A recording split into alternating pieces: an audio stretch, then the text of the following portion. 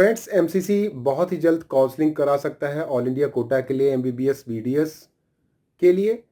तो सबसे इम्पॉर्टेंट बात यह है कि अगर आपके मार्क्स कितने भी अच्छे हैं, बहुत अच्छी सीट आपको मिल सकती है। लेकिन अगर आपके पास ओरिजिनल डॉक्यूमेंट्स नहीं हैं तो फिर आपको सीटें अलॉट नहीं होंगी।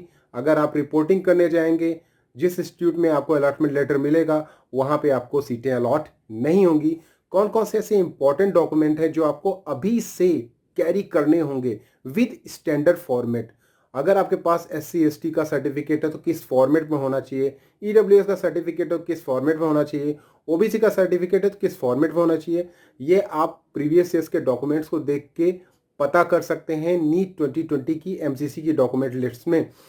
दूसरा इंपॉर्टेंट बात यह है कि कौन कौन से इंपॉर्टेंट डॉक्यूमेंट्स हैं जो आपको कैरी करने ही होंगे अगर आपको कोई भी कॉलेज की सीट क्लेम करनी है तो। क्योंकि जब आप किसी कॉलेज में रिपोर्ट करने जाते हैं तो सबसे पहला काम वहां पे होता है आपके डॉक्यूमेंट को वेरीफाई करना। अगर आपके डॉक्यूमेंट वेरिफिकेशन फेल हो जाता तो आपको सीट अलॉट नहीं होगी।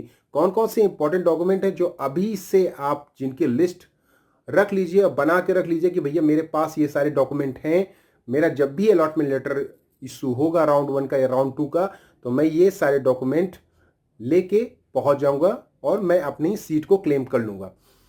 बहुत ही ज़्यादा जरूरी है क्योंकि लास्ट ईयर बहुत सारे कैंडिडेट्स का सर्टिफिकेट, खासकर category certificate, physically handicap certificate missing हो गया था या फिर प्रॉब्लम हो गई थी जिसकी वजह से सीटें वो क्लेम नहीं कर पाए थे। तो सारे डॉक्यूमेंट अभी से आप रख लीजिए क्योंकि सब कुछ होने के बावजूद भी, अच्छे मार्क्स लाने के बावजूद भी और अच्छी रैंक लाने के बावजूद भी आपका सिलेक्शन नहीं होगा जब तक ये सारे डॉक्यूमेंट आपके पास नहीं होंगे। तो मैंने एक लिस्ट बनाई हुई है जो डॉक्यूमेंट आपको नॉर्मली रिक्वायर्ड रहते हैं आपकी काउंसलिंग में during reporting to the college. तो चलिए देख लेते हैं कौन कौन से डॉक्यूमेंट है और बाकी जो भी आपके पास डाउट हो रिगार्डिंग डॉक्यूमेंट आप मुझसे कमेंट बॉक्स में पूछ सकते हैं। तो चलिए देख लेते हैं कौन कौन से इंपॉर्टेंट डॉक्यूमेंट है। उससे पहले फर्स्ट टाइम चैनल पर है तो सब्सक्राइब कर लीजिए, वीडियो को लाइक कीजिए और शेयर कीजिए।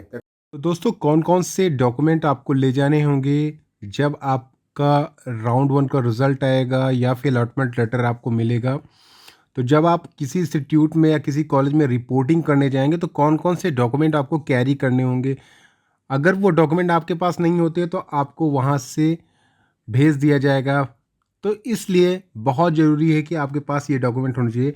सबसे पहले तो ओरिजिनल डॉक्यूमेंट्स आपके पास होने चाहिए along with the attested photocopy of document. Means original के साथ साथ अटेस्टेड फोटोकॉपी भी होनी चाहिए। ठीक है। 15% ऑल इंडिया कोटा की सीटों के लिए, मेडिकल और डेंटल के लिए। ठीक।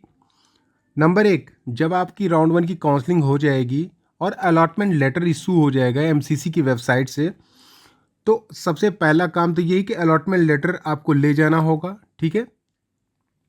दूसरा, एडमिट कार्ड जो आपने एग्ज़ाम दिया है नीट 2021 का, उसका एडमिट कार्ड जो कि NTA ने इशू किया है वो भी आपको ले जाना होगा। रिज़ल्ट, रैंक कार्ड, रिज़ल्ट आपने जो डाउनलोड किया है या रैंक कार्ड जो डाउनलोड किया है जो आपके ईमेल पे आया है उसको भी ले जाना होगा एक copy. Date of birth certificate बहुत ज़्यादा ज़रूरी है क्योंकि ये मांगा जाता है, क्योंकि एलिजिबिलिटी क्राइटेरिया यहाँ पे आपको शो होती है, मिनिमम एज की criteria. 5th class 10th certificate, 6th class 12th certificate, 7th class 12th marksheet. ठीक है। ये 3 चीज़ हैं जो आपके एजुकेशन सर्टिफिकेट को बताती हैं। तो ये तीनों चीज़ें तो बहुत ज़्यादा मैंडेटरी होंगी। इसके अलावा 8 फ़ोटो मीन्स पासपोर्ट साइज की फ़ोटो आपको ले जानी होगी।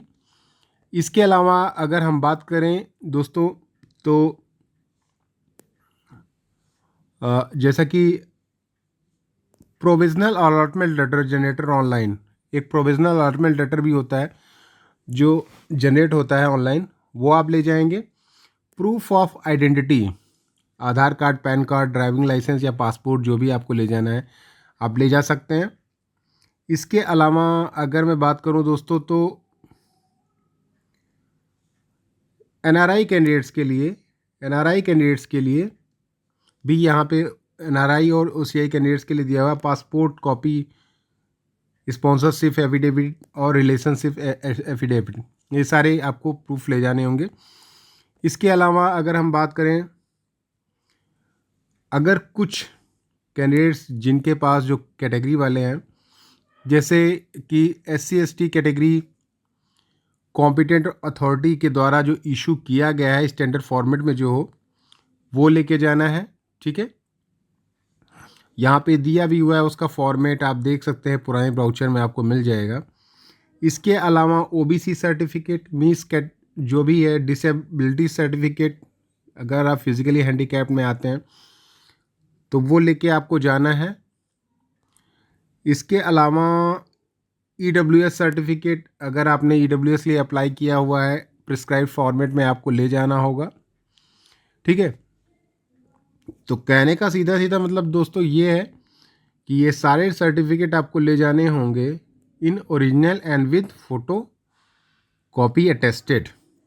ठीक है, क्योंकि ये सारे डॉक्यूमेंट अगर आप during reporting to the college नहीं ले जाते हैं तो फिर आपको प्रॉब्लम हो सकती है, क्योंकि वहाँ पे प्रॉपर डॉक्यूमेंट वेरिफिकेशन आपका होता है, उसके बाद ही आपको सीटें अलॉट होती हैं। तो पहले आपका ये सारे डॉक्यूमेंट चेक किए जाएंगे, उसके बाद ही आपको सीटें अलॉट होंगी, या फिर आप अपग्रेड का ऑप्शन वहाँ पे चूज़ कर सकते हैं। तो दोस्तों ये सारे डॉक्यूमेंट आपको अभी से तैयार कर लीजिए, क्योंकि अगर आपके डॉक्यूमेंट तैयार नहीं रहेंगे तो फिर आपको सीटें चाहे MBBS की हो, BDS की हो, मिलनी मुश्किल हो जाएंगी। तो ये इंपॉर्टेंट फॉर्मेट से थी, ये प्रीवियस ईयर्स के डॉक्यूमेंट है और लगभग यही डॉक्यूमेंट आपको हर साल चाहिए।